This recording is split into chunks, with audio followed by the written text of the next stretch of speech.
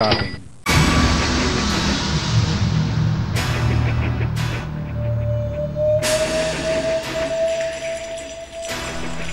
At this point, no one knew that some were about to spend the most terrifying night of their lives.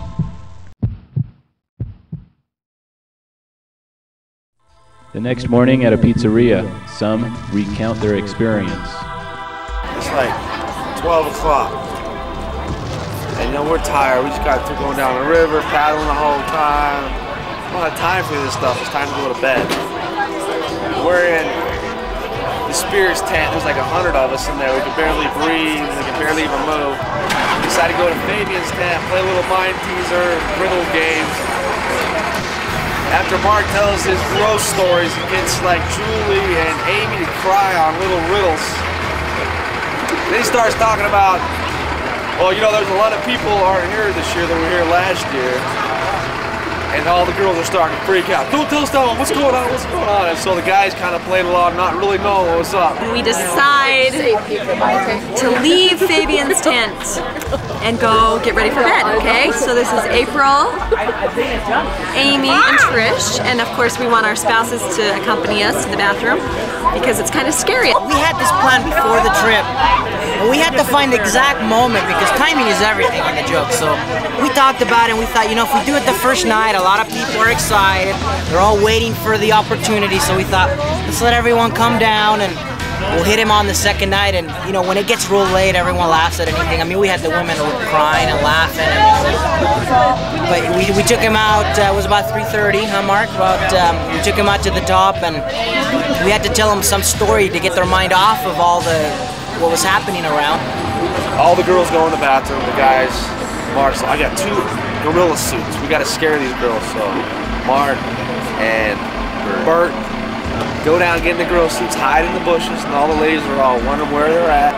Mark and Bert, who were with us in Fabe's tent, decided to go to sleep. And naturally it's what, 3:30 in the morning? We're coming out of the bathroom and Fabe decides to finish telling us his story about why the Lone Eagle Resort is less crowded this year because of some molestation that happened last year.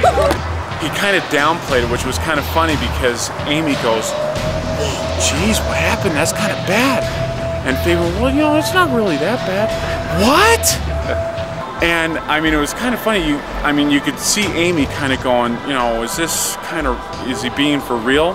Well, anyway, we're walking down the road, and right when we get by the cars, there's these bushes. But we're going down the hill, okay? Of course, Fabe got us a little bit more freaked out, a little more distracted. I didn't know where they were hiding. I even jumped myself. And then out from the bushes come 2 big beasts. Out pop the 2 gorillas, and the girls just scat. Gone.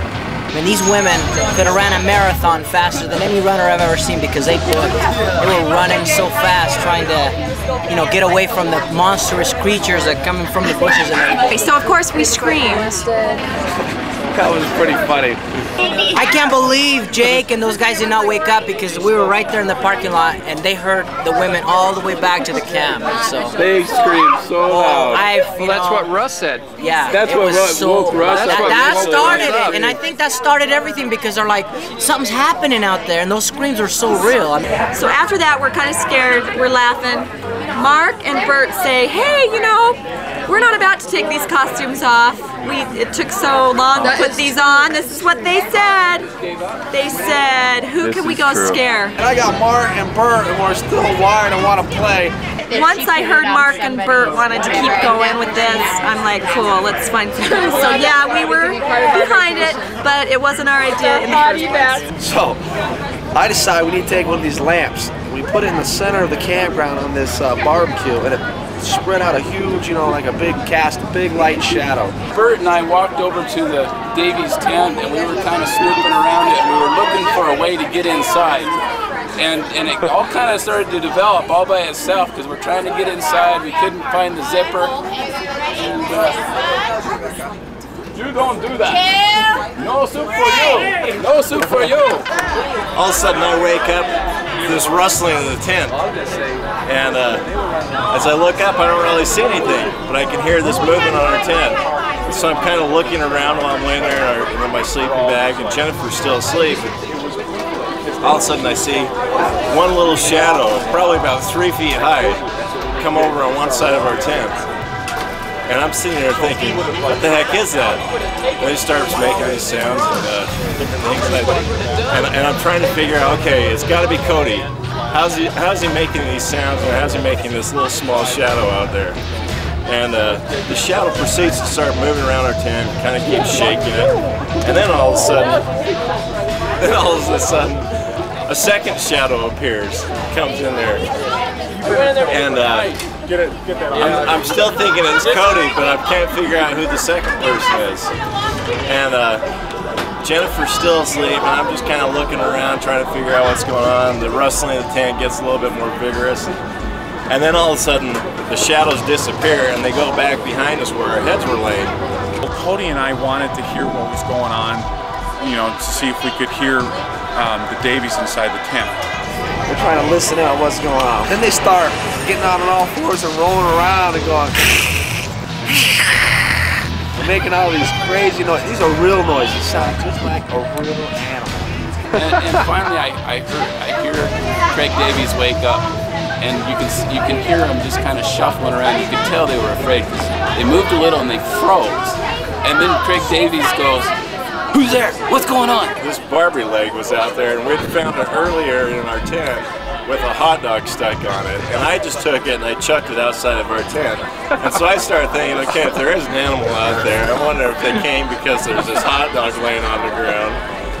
I knew they were scared because they weren't human sounds. And I don't know, have you already demonstrated the sound? This is what we did.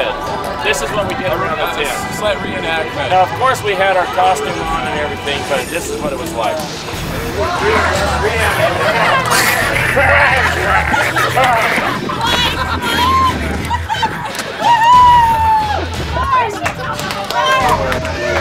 So all of a sudden, Jennifer wakes up and she starts hearing all this and says, "What's going on? What's happening?"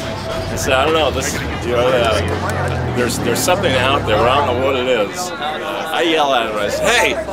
And pretty much after that, we didn't hear anything. They just kind of took off. And so we lay there in bed, and Jennifer can't go back to sleep, and I'm just kind of freaked out a little bit myself, trying to figure out what the whole deal was. And Jennifer, we're both really quiet in there, and I finally lean over to Jennifer, and I said, "Jennifer, are you asleep?" And she says, "No, I can't go to sleep. I'm too freaked out." I have dreams all the time that people are in my bedroom terrifying me. So when I'm in a deep, wonderful, comfortable sleep at 3:30 in the morning in the mountains, and I start hearing clawing and petting and pounding on my chest, and growling sounds like a cougar by the foot of my bed or the head of my bed, I was terrified. Yes, I'll admit it. I thought I was dreaming. I kept hitting Craig saying, "Am I dreaming? Is this a dream?" And Craig said, "No, we're in the same dream. We're both living this." Then when my husband starts getting scared, I started to get really scared. Then these little creatures, of course, as you've heard, okay, hold on, crawl by our tent and we can see their shadows with these horrible faces. I was so terrified, and I started thinking to myself, because I'm a big X-Files fan, this is like an X-Files. This is seriously like an X-Files. I'm thinking that in my head, thinking, okay, I'm sounding like an idiot, because I was terrified. I was so scared. So then they left. We decided we couldn't get into the tent, so I grabbed Bert and I kind of said, I just whispered to him, I said, "Let's go." We walked away slowly. So Mark and Bert decided to go get the house. So we're going behind Four Wallers, little pup tent. 6'9" Jonathan, like a little 4-foot tent. And we're hiding behind there because the house tent was right behind, and Julie and Dave were asleep. Mark and Bert were going around tent doing the same thing, and they started wrestling and making all those noises. They fell over a big cooler. They were tumbling over the stuff. It was the most funniest thing you've ever seen in your life. I hear all this. Scared the heck out of me outside. I said, "Julie, what is that?" She says, "Ah, it's just those guys." I says, "Julie, that's not those guys." I said, What did you really think it was? I thought it was too big, like what Mike says, too big badgers or something going at each other. And they weren't outside the tent, they were in our tent. Yeah, it sounded like they were right in our tent.